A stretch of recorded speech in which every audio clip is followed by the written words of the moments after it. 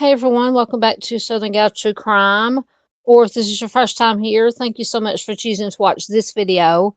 And today I have another missing person that I wanted to share with you. Kaysey Yoder has been missing from Eaton, Colorado since January 14th, 2024.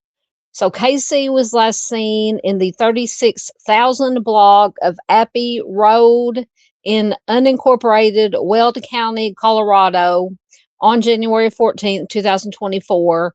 She walked away from her home alone. She has never been seen or heard from again, and her husband did report her missing the next day. After her disappearance, her backpack was found in a ditch about a mile southwest of her home. She did leave behind 4 children, one of whom is disabled. Authorities at this time, as of 2026, do not believe that she disappeared as a result of a crime, but unfortunately, very few details are available in her case. And despite a year-long investigation, a community of small towns that have rallied around her, and several alleged sightings, her family is still no closer to knowing what happened to Kaysey.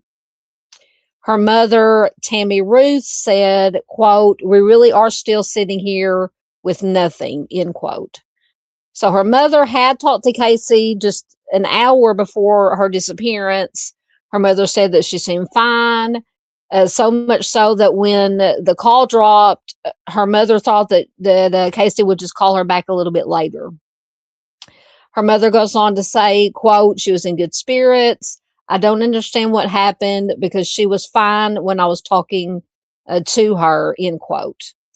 But just, a year later, when Ruth talks about Kaysey, always in the present tense, she just lights up, much like the effect that she said Kaysey had on any room that she entered. Ruth said, quote, "She had an infectious smile. She would walk into a room and she would just light up the whole place," end quote. So Ruth recounted how Kaysey did have a habit as a child of going up to everyone in the grocery store. She complimented them one by one, and that was something that she took into her adult life, at least in part. Her mother said that she made people feel good about themselves. Her mother also reminisced on the time when waiting outside of a fast food restaurant, Kaysey started going around the parking lot picking up trash.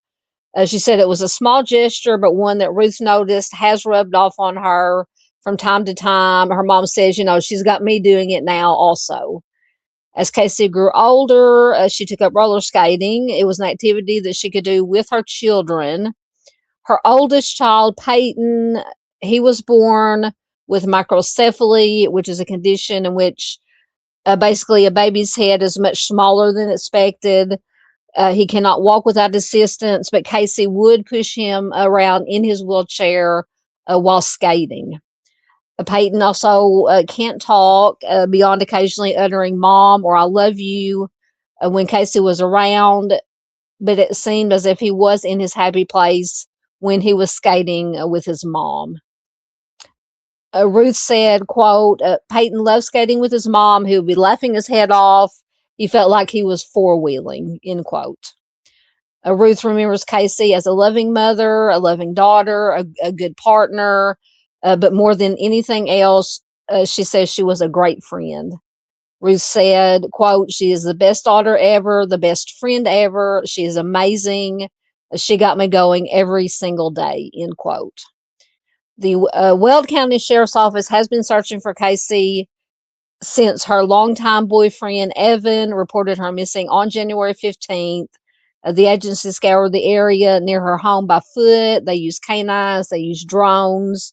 They released BOLO alerts to surrounding law enforcement agencies. And since Kaysey's disappearance, the Sheriff's Office says it has received about 50 tips, including alleged sightings, but unfortunately, none of these have led to successfully locating Kaysey. The time since her daughter was reported missing has been a whirlwind for her family, for her mother, Tammy. She has been constantly searching for Kaysey herself. She has been putting up as many posters as possible, She speaks with anyone and everyone who may have even the slightest inkling or bit of information about what might have happened to Kaysey.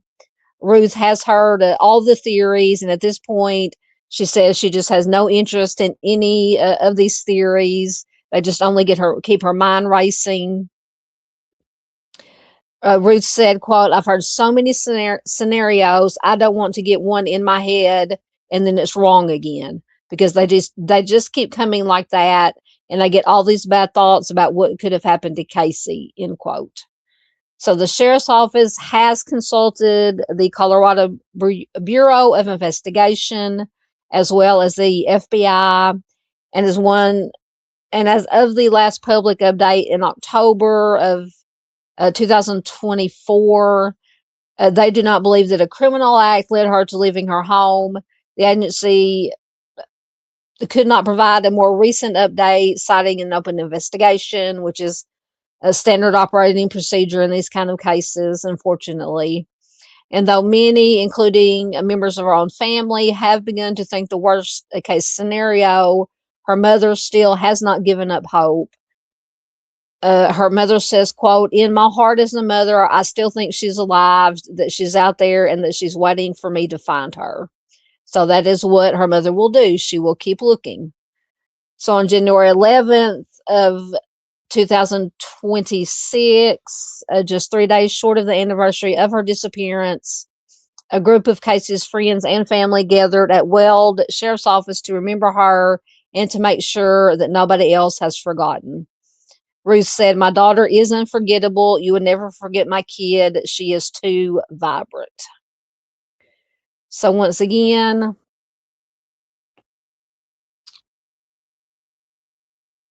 Kaysey Marie Yoder has been missing since January 14th, 2024, from Eaton, Colorado.